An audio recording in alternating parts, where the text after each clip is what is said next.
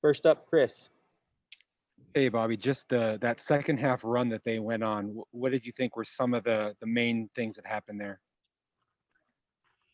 I mean, I ended up just watching it, so I revisited a lot of those possessions, and I think it was a combination of just poor shot selection, careless turnovers, bad transition defense after mistakes, and we were still like up to 43-41 somehow with 15 minutes left, with all the things that I witnessed through 25 minutes. So it felt like a miracle. But then we found a way to do worse than we had done up to that point, which was scary. And again, just poor shot selection, quick shots, unexcusable turnovers, and then bad defense. So I give credit to San Diego State because it felt like a really ugly game, difficult game for anyone to really get in an offensive rhythm, and they emerged, from that 15-minute mark in the second half and really, just outplayed us. Were more physical, more resilient, and Shackle was best player on the floor today. Oh, Bobby, I know it was deep into the first half until Remy took his first shot. How did you feel about his game overall tonight? Oh, he was a little, just kind of had a little bit of a blank look on him. Wasn't really, having that fire, that energy that I always am kind of been used to seeing from Remy. And overall, he's got to play better in these games like this. That he's had a history of playing extremely well in these type of games. It was 43-41, and he tried to get a foul on a 3-point shot and didn't work out. They hit a 3, so it's things like that we really have to try and avoid. Just loud mistakes, bad judgment. Doug. Bobby, just the rebounding, you knew that was going to be maybe a challenge going into this year, but where do you have to do better just to kind of even that out a little bit? Well, we didn't. Our offense started out poor, both halves. We just didn't. The ball was sticking too much. They were switching their 5 on our guards, and we couldn't really go by them again, and which is pretty surprising. Our forwards didn't make them pay under the basket for switching. So, we're going to have to work on that as we go, because I would imagine Villanova did a similar thing, and other teams might see that and say, hey, this is working pretty well. So we'll be getting to the practice floor and seeing adjustments that we can make on offense to do better in those situations. Michael. Coach, what do you think of Jalen Graham? Performance-wise, looks like in the second half he was seemingly calling for the ball more down low. Like you said, coming in, you knew the defense would be tough, but was it kind of more a concerted effort to try and get the ball hit to him down low down the stretch? I liked how he finished the game. His first half, he had similar opportunities. He was 1 for 4, didn't convert. I think where it got its worst for us, if you go back and look at this, and I'm not sure that you guys probably are not going to want to watch this again, but it was 44-43, I believe. They were up, and Jalen missed a legitimate jump hook over 6'1" defender that he certainly can make, and it was one of the poorest examples of our lack of focus to run back on defense, our lack of care to run back on defense, and they laid the ball in the other way, and that's when they started breaking the game open a little bit, and eventually got it to 48-43 and hit a couple of threes after that. So, but that's a play that really sticks out in my mind of, or do we really care about like how hard we got to play? Do we know how hard we got to play to beat a team like this? And there were too many examples of that tonight. Gordon. Yeah, Coach, you briefly mentioned some of the shots tonight that just weren't falling. Obviously, there's other things to work on, but what are you telling your team about overcoming that to find ways to hopefully get those shots to start falling soon?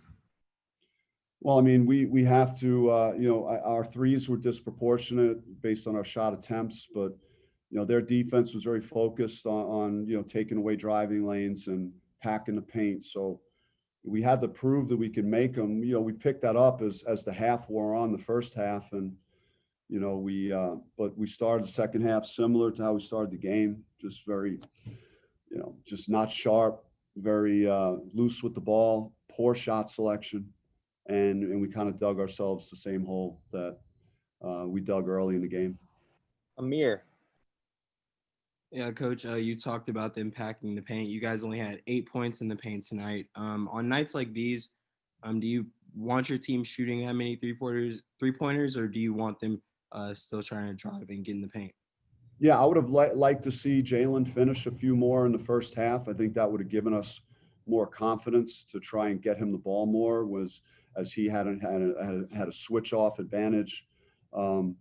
But I mean, I think that some of the shots we would consider good shots. Our first possession of the half, Zoe back cut, Josh hit him. We threw it to Cherry in the left corner and he was wide open and we didn't connect. And Zoe took an early one that was in transition. It wasn't a great one. Remy had a drive and kick for Zoe when he hit one. We're going to have to. Teams don't want to get beat off the dribble by us. They know we could dribble well and get in the lane. So it was definitely a part of their plan to force us to make shots from the perimeter. Doug. Bobby, what you said about Remy a little bit earlier, just kind of lacking his usual fire. We haven't heard that much. Do you think he's just getting caught up a little bit in being the facilitator and being a scorer, or what would you attribute that to? It's a new group, and certainly not making any excuses. We've had plenty of time to practice and work together. We've had no stoppages. So we should be functioning better. But I mean, I needed him to be a little more aggressive. I thought he might have, passed up a couple of shots. Needed him to create a little more. He's got to be a little more aggressive, I think. A few more questions. Nicholas. I wanted to get your thoughts on Alonzo Verge's performance after coming back from a couple of games being out. What did you think of Verge's night tonight? Well, I mean, I think he struggled early to make shots and got it going as the half wore on. He was probably our most potent offensive player tonight. And that being said, it wasn't perfect for him. He had a behind the back pass turnover that I didn't love, kind of falling down. He had another one he threw out of bounds to Graham, trying to cut to the basket. They had like 5 on the clock, and he didn't get into Gomez's space and hit a 3, which was a big, kind of where we were at like 10 or 12 at that point, and that was like a daggerish type of 3. So certainly, he had a good statistical offensive night, but I don't think anybody should be happy about what happened tonight. Christopher F.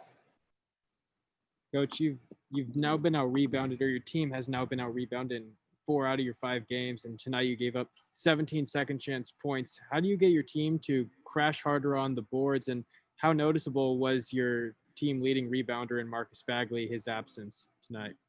Yeah, Marcus is a really good player, and certainly, it matters to not have someone like him. He's really good, and you always and his shooting ability against a team like this, I think, would have helped. But yeah, we didn't have Verge, and he was one of our better scorers. We got to figure it out.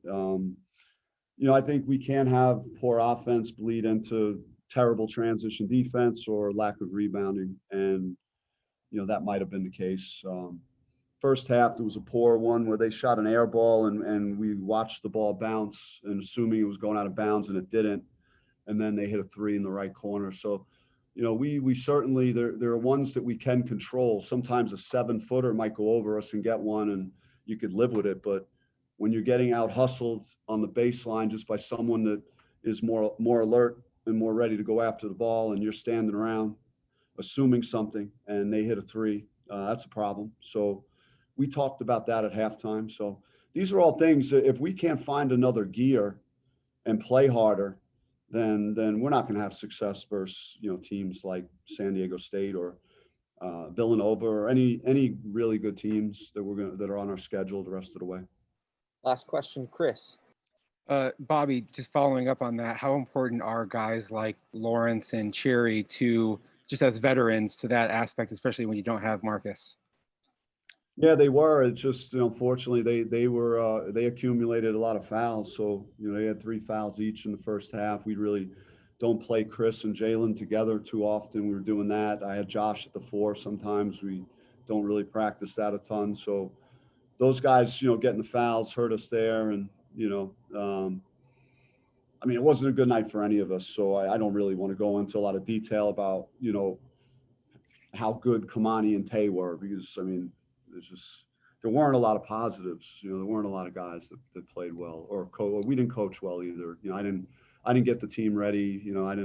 We didn't practice great this week. And so that's on me. I gotta get these guys ready to play and figure out a way to be more effective in games like this. Thanks for the time, Coach. Hey, thanks, Bobby. Thanks, Coach.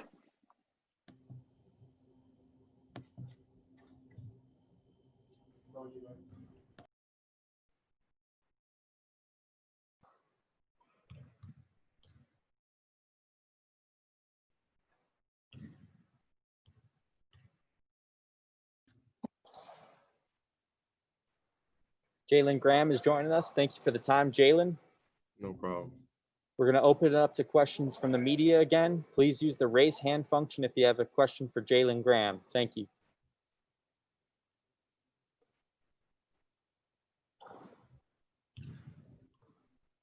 Go ahead, Jacob.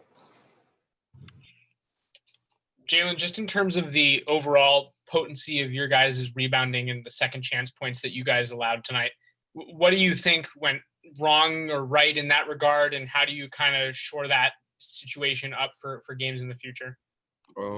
We have to get a rebound. I felt like today not everybody wanted to crash especially in the second half. Not everybody wanted to gain rebound. We're a smaller team, but we're faster and we're quicker to balls, and that's how we have to play, and that's how we have to get rebounds. But when we don't do that, we get in a lot of trouble. Jordan. Hey, Jalen, how do you try to replace some of the energy playing a home game when there's no fans? It felt like at times some of the energy wasn't quite there. So how do you guys generate that yourselves going forward? We have to come together as a team. We're still learning about how to do that. That's why that was an issue today, as you could tell if you were in the arena. We have to have our teammates and help us up and cheer us on. But if we don't do that, then the morale's gonna be down and stuff like that. Trevor.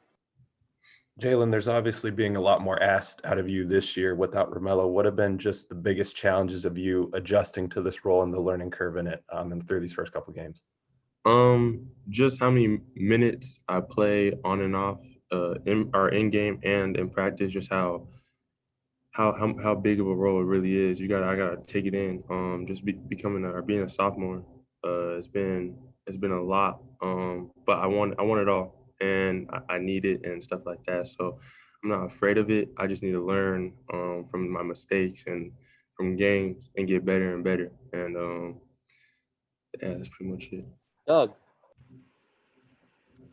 John, you guys have so much perimeter firepower, and guards can get into grooves pretty easily. As a big man, when you don't get the ball as much, what do you have to do for yourself to just kind of get into a groove down there with all the bigs? Good question. I have to, crash the boards more and, get mine off dump offs and stuff like that.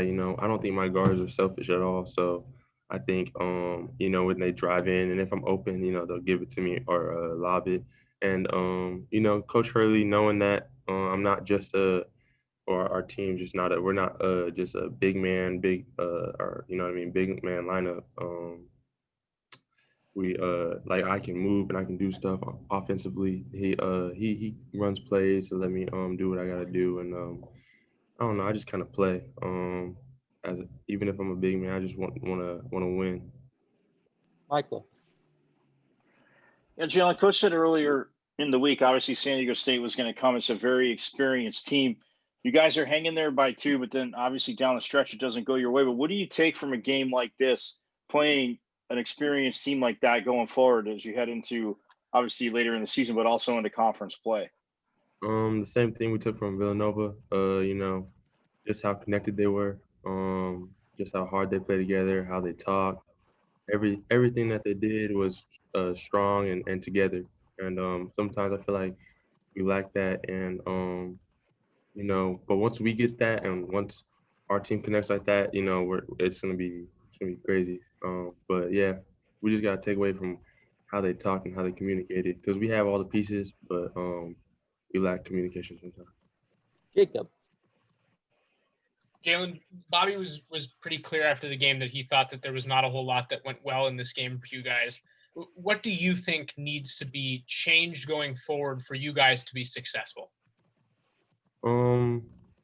Just our energy and how hard we play at the end of halves. We were up two with like what I think 11, what I don't know, 13 minutes, and they come down. We do a turnover or something like that, and they hit a three, and I felt our whole energy just depleted, and that's not okay. We have to take it on the chin and come back stronger and harder, and I feel like sometimes we don't do that, and especially in big games like this against good opponents or a team that's put together or together, they can affect it.